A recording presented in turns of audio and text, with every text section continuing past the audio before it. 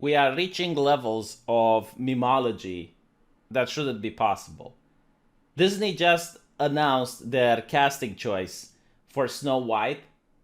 Hint, it's in the name, Snow White.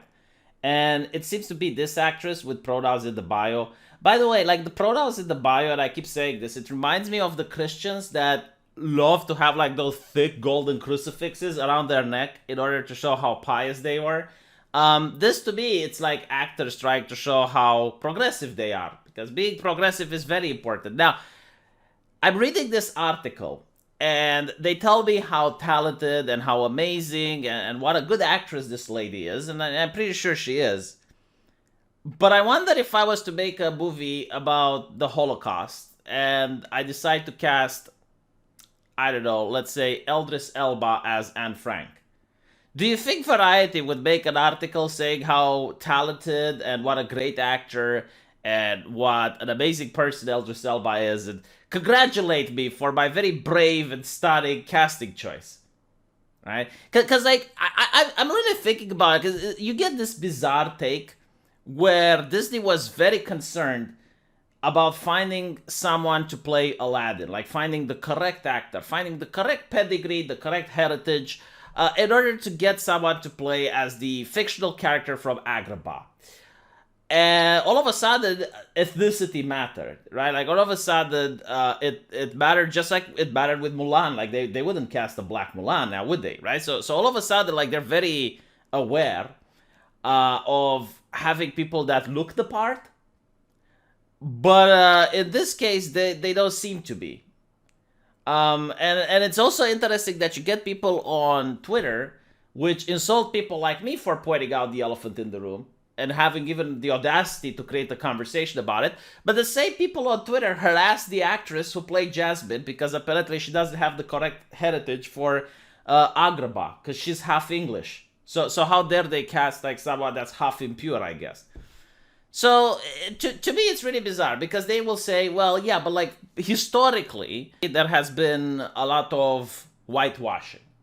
And now it's like we're doing this strategic woke washing in order to wash away the crimes and the sins of the past, right? So I guess like the people who, like the people of color got a lot of trauma because of whitewashing, and now like the current people today who didn't suffer the same trauma but like they're alive today, and I guess like the trauma went through the genes all the way. um they get like some form of reparations by having like white characters being woke washed. But I gotta say, like I don't think even the people that were doing the whitewashing were this blatant about it. Like I don't think even they had like the same cojones like the woke washers do. Like back in the day, I don't think anyone would have made a movie about Shaka Zulu and just shamelessly cast a white person in the role of Shaka Zulu. Like they wouldn't make a historical film, like a historical feature film, and like blatantly cast white people in the roles of people of color. I mean, maybe they did. I don't know, but like, first of all, even if it were to happen, I think it might have been like incredibly rare. Like someone might actually find one example in decades of filmography. It's possible, right? But I don't think it's like that. Like at this point, I fully expect that the more a character is supposed to be white, like for example, a historical character like the Queen of England, right? The more likely it is that they're going to change the color. Same that they did with Zeus. Same that they did with, in this case, Snow White.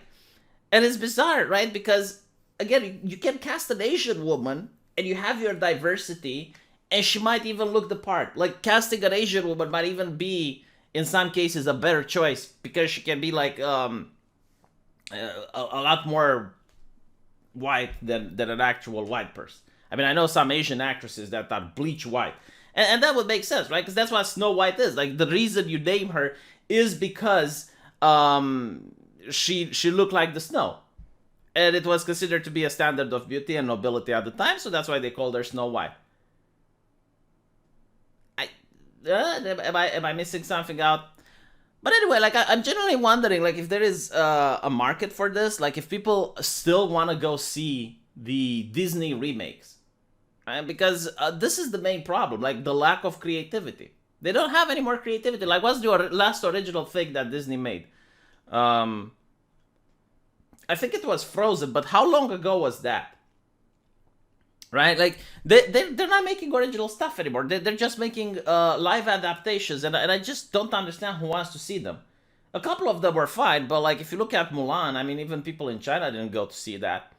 And I kind of understand why. I mean, they have a better remake of Mulan. Sorry, they have a better adaptation of Mulan made in China, which is actually true to the original IP, and they actually understand what the story is about, unlike Disney. So yeah, I mean, a lot of people say, well, they're just remaking this in order to cling on to the IP. Why do they have to cling on to the IP, though? You have to wonder. I mean, so what if it goes into the public domain? Why do you need a second Cinderella? Why do you need a live adaptation of Cinderella? What's wrong if other people get to do it? You know, if Disney was actually a company that puts its heart into making a good product, like not just make money, but also to make a good product, they'll just create new IPs. They'll just make new stuff. Like, forget about the old. You know, it's gone. Like, if you want to, I don't know, make a new Lion King and you want to get like better graphics and then like update the animations and stuff, fine, okay, but that should be it. Like, no, they're now doing literally every single one of their things that used to be popular. They're remaking them now, and no one likes to watch it. No one likes to watch it because, like, I already know the plot, I already know the story. You're not just woke washing the characters, but sometimes like you're literally woke washing things that you consider problematic. So it like takes away that nostalgia of something that I'm watching, like something that was done in the past, and I get to understand how the culture was like in the past, and I get to appreciate just how much progress we had since the past. I can't do that anymore because everything is woke washed. So yeah, I mean, I'm curious like how many people will go watch this. I'm also curious, like, what about like the Little Mermaid adaptation? Didn't they cast like another person of color in the role of a red hair with the Little Mermaid? Did people want to watch that? Because that would also be an interesting topic. I don't know.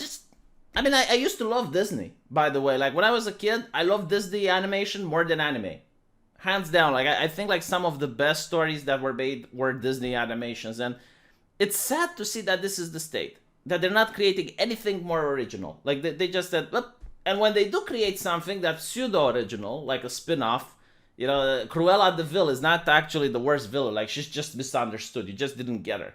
You just didn't understand her plight. Dalmatians killed her mom. You know, it's cringe. But hey, let me know what you guys think, and I'll see you in the comment section. Take care.